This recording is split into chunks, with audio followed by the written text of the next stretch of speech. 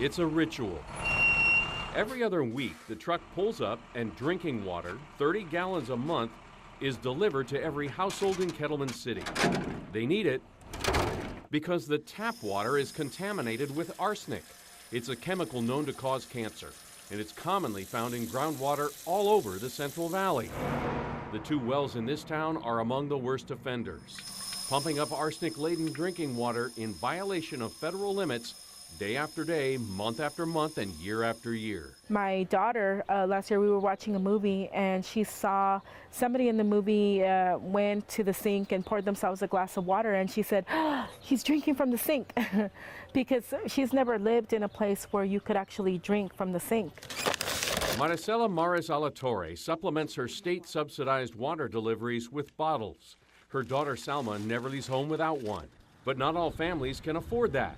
Many other kids in town drink from the water fountains at school, where filters were only installed last month.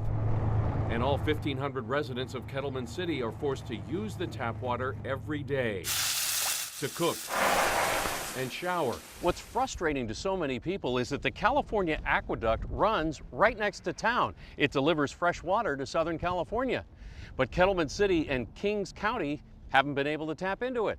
The water money's sitting there, but there's obstacles. Kings County Supervisor Richard Valley says to get the water out of the canal, the town needs a water treatment plant. But there's been one delay after the other, year after year. Most recently, the blunt-nosed leopard lizard. Based on situations that are out of our hands, environmental standards we have to meet and are restricted to, we're looking at 2019. Meanwhile, residents are getting notices in the mail that seem to downplay the risk. In bold letters, they read, "You do not need to use an alternative water supply." Then in smaller letters, "If you have specific health concerns, consult your doctor." Give it to people straight.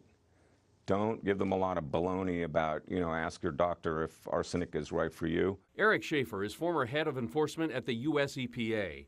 He now runs the Environmental Integrity Project that recently surveyed arsenic levels in farming communities in Texas. We found over 50,000 people had been exposed to arsenic in their drinking water well above federal health standards for more than a decade. He says the federal drinking water limit for arsenic of 10 parts per billion was set for a reason. Anything over that is unsafe. If you're telling people it's not a big deal, well then it's no wonder these systems are taking so long to get fixed. He wants states with arsenic problems, such as Texas and California, to step up to the plate and put money into solutions. But Maricela's not holding out much hope. It's just a way of life. I think people have become immune. In fact, residents of Kettleman City are in for yet another blow. The current subsidy for those bottled water deliveries is about to run out.